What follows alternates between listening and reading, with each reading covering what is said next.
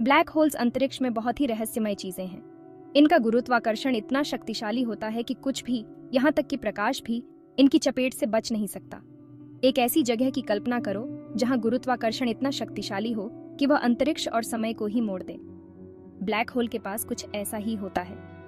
Black hole तब बनते हैं जब विशालकाय तारे अपनी जिंदगी के आखिर में सिकुड़ जाते हैं। जैसे जैसे तारे का केंद्र सिकुड़ता है, उसका डेंसिटी बहुत तेजी से बढ़ता है, जिससे अंतरिक्ष समय का एक ऐसा क्षेत्र बनता है जो बाकी ब्रह्मांड से कट जाता है। इस सीमा को घीटोंसा क्षितिज, इवेंट होराइजन कहा जाता है। ब्लैक होल उन दूरबीनों से दिखाई नहीं देते हैं जो प्रकाश, एक्स रे या अन्य प्रकार के विद्युत चुंबकीय विकिरण का पता लगाते हैं। हालांकि वे नॉलेजिक आसपास के तारों और गैस पर उनके प्रभावों को देखकर उनकी उपस्थिति का अनुमान लगा सकते हैं। उदाहरण के लिए, यदि कोई तारा ब्लैक होल की परिक्रमा करता है तो उसकी गति ब्लैक होल के गुरुत्वाकर्षण से प्रभावित होगी। क्या होगा अगर आप ब्लैक होल में गिर जाएं?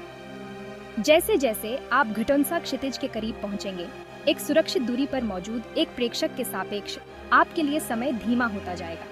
उनके दृष्टिकोण से आप धीमे होते हुए दिखाई देंगे और अंततः घटोंसा क्षितिज पर जम जाएंगे।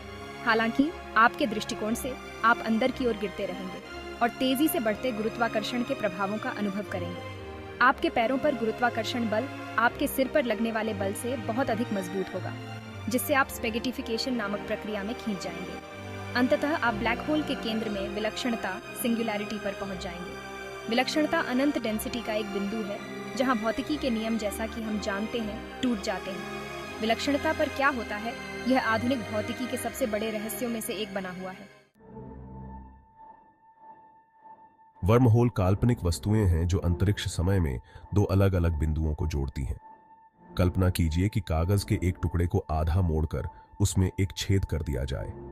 छेद वर्महोल का प्रतिनिधित्व करता है, जो अंतरिक्ष समय के माध्यम से एक शॉर्टकट है। जबकि वर्महोल आइंस्टीन के सामान्य सापेक्षता के सिद्धांत के अनुरूप हैं, उन्हें कभी भी नहीं देखा गया है और उनका अस्तित्व अत्यधिक अटकलबाजी बना हुआ है। कुछ भौतिकविदों का मानना है कि यदि वर्महोल मौजूद हैं, तो वे अविश्वसनीय रूप से अस्थिर हो सकते हैं, इससे पहले कि कोई भी उनके माध्यम से यात्रा कर सके, ढह सकते हैं। यदि वर्महोल पार करने योग्य होते, तो वे संभावित रूप से प्रकाश से तेज यात्रा और यहां तक कि समय यात्रा की अनुमति दे सकते थे। हालांकि वर्महोल बनाने और उन्हें स्थिर करने की चुनौतियां बहुत बड़ी हैं और यह स्पष्ट नहीं है कि इस तरह के कारनामे कभी संभव हो पाएंगे या नहीं। न्यूट्रॉन स्टार विशाल तारों के ढह चुके कोर हैं जो सुपरनोवा के रूप में फट चुके हैं। वे अविश्वसनीय रूप से घने हैं, सूर्य से भी बड़े द्रव्यमान को केवल कुछ मील के गोले में समेटे हुए हैं। न्यूट्रॉन स्टार सामग्री के एक चम्मच की कल्पना करो। इसका वजन अरबों टन होगा, लगभग माउंट एवरेस्ट जितना। एक न्यूट्रॉन तारे की सतह पर गुरुत्वाकर्षण इतना मजबूत होता है कि यह परमाणुओं के आकार को विकृत कर सकता है। न्यूट्रॉन स्टार अपने तीव्र घूर्णन और तीव्र चुंबकीय रीजनों के लिए भी जाने जाते हैं।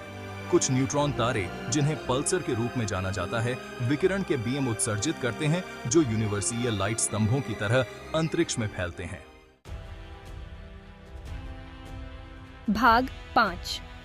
न्यूट्रॉन तारों की उत्पत्ति, सुपरनोवा और तारकीय कोलैप्स। न्यूट्रॉन तारे विशाल तारों के रेमनेंट्सों से बनते हैं जो अपने परमाणु ईंधन को समाप्त कर चुके होते हैं। जब एक तारे का ईंधन खत्म हो जाता है, तो वह अब अपने गुरुत्वाकर्षण के विरुद्ध खुद को सहारा नहीं दे सकता है। तारे का क्रोड ढह जाता है और बाहरी परतें सुपरनोवा नामक एक शानदार विस्फोट में अंतरिक्ष में फैल जाती हैं। सुपरनोवा के दौरान तारे का क्रोड ढहता रहता है, प्रोटॉन और इलेक्ट्रॉनों को एक साथ संपीड़ित करके न्यूट्रॉन का निर्माण करता है। यह प्रक्रिया एक न्यूट्रॉन तारा बनाती है, एक ऐसी वस्तु जो लगभग पूरी तरह से न्यूट्रॉन से बनी होती है। एक न्यूट्रॉन तारे के भीतर तीव्र प्रेशर और डेंसिटी इसे और अधिक ढहने से रोकते हैं। हालांकि यदि ढहने वाले क्रोड का द्रव्यमान बहुत अधिक है, तो न्यूट्रॉन का प्रेशर भी गुरुत्वाकर्षण बल का सामना नहीं कर सकता है और वस्तु एक ब्लैक होल में गिर जाती है। भाग 6। ग्रह प्रणाली, गुरुत्वाकर्षण और निर्माण का एक यूनिवर्सीय बैले।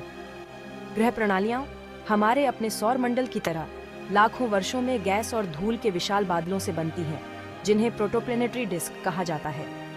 ये डिस्क युवा सितारों को घेरे रहती हैं और गुरुत्वाकर्षण उनके विकास में महत्वपूर्ण भूमिका निभाता है। डिस्क के भीतर धूल और बर्फ के कण आपस में टकराते हैं और चिपक जाते हैं, धीरे धीरे ग्रहों नामक बड़ी और बड़ी वस्तुएं बनाते हैं। जैसे जैसे ग्रहों का विकास होता है, उनका गुरुत्वाकर्षण अधिक सामग्री को आकर्षित करता है। अंततः ग्रह बन जाते हैं। किस प्रकार का ग्रह बनता है, यह तारे से उसकी दूरी और प्रोटोप्लेनेटरी डिस्क की संरचना पर निर्भर करता है। पृथ्वी और मंगल जैसे चट्टानी ग्रह तारे के करीब बनते हैं, जबकि बृहस्पति और शनि जैसे गैस जायंट्स दूर बनते हैं। भाग 7, धूल से ग्रहों तक, अभिवृद्धि और दुनिया का जन्म। अभिवृद्धि वह प्रक्रिया है जिसके द्वारा छोटे कण एक साथ आकर बड़ी वस्तुएं बनाते हैं, जैसे कि ग्रह। प्रारंभिक सौर मंडल में ग्रहों ने यूनिवर्सीय वैक्यूम क्लीनर की तरह काम किया, सूर्य की परिक्रमा करते हुए गैस और धूल को साफ किया। जैसे जैसे ग्रह बड़े होते गए, उनका गुरुत्वाकर्षण पुल बढ़ता गया और भी अधिक सामग्री को आकर्षित करता गया। लाखों वर्षों में अभिवृद्धि की इस प्रक्रिया ने उन ग्रहों का निर्माण किया जिन्हें हम आज देखते हैं। एक ग्रह की संरचना प्रोटोप्लेनेटरी डिस्क के उस क्षेत्र में उपलब्ध सामग्रियों से निर्धारित होती है जहां यह बना था। सूर्य के करीब बनने वाले ग्रह मुख्य रूप से चट्टान और धातु से बने होते हैं, जबकि जो दूर बनते हैं वे ज्यादातर गैस और बर्फ से बने होते हैं।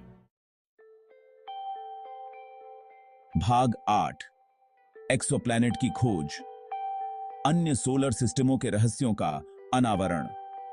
एक्सोप्लैनेट वे ग्रह हैं जो हमारे सूर्य के अलावा अन्य तारों की परिक्रमा करते हैं।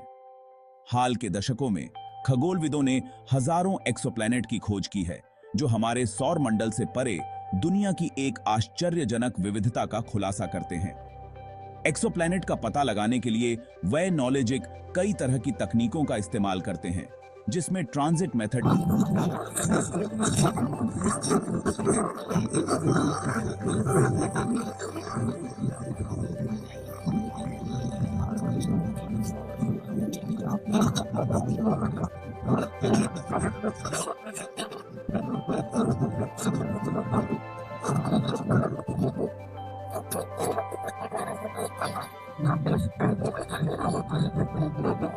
विश्वसनीय रूप से सामान्य है और कई तारे कई ग्रहों की मेजबानी करते हैं।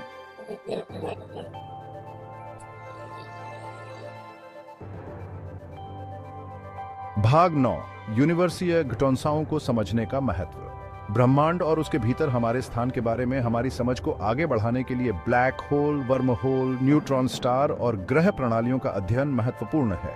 ये यूनिवर्सीय घटोत्कचें भौतिकी की हमारी समझ को चुनौती देती हैं और मानव ज्ञान की होराइजनों को आगे बढ़ाती हैं। इन चरम वातावरणों की खोज करके हम प्रकृति के मूलभूत नियमों, सितारों और गैलेक्सियों के विकास और पृथ्वी से परे जीवन की क्षमता के बारे में अंतर्दृष्टि प्राप्त करते हैं। इसके अलावा इन घटनाओं को समझना वैज्ञानिकों और इंजीनियरों की भावी पीढ़ियों को प्रेरित करता है। ब्रह्मांड के बारे में ज्ञान की खोज मानव जिज्ञासा और ब्रह्मांड और उसके भीतर हमारे स्थान को समझने की हमारी इच्छा का प्रमाण है। भाग 10, निष्कर्ष। ब्रह्मांड खोज का एक अंतहीन फ्रंटियर। ब्रह्मांड खोज का एक अंतहीन मोर्चा है जो विस्मयकारी वस्तुओं और मनमोहक घटोत्कचों से भरा है। ब्लैक होल की गूढ़ गहराइयों से लेकर गैस और धूल की घूमती हुई डिस्क तक, जो सितारों और ग्रहों को जन्म देती है, ब्रह्मांड हमारी कल्पना को मोहित करता रहता है। जैसे जैसे हम ब्रह्मांड के रहस्यों में गहराई से उतरते हैं, हमें इसकी विशालता, इसकी जटिलता और इसकी सुंदरता के लिए गहरी प्रशंसा प्राप्त होती है। अन्वेषण की यात्रा अभी खत्म नहीं हुई है और प्रत्येक नई खोज हमें चीजों की भव्य योजना में अपनी जगह को समझने के करीब लाती है।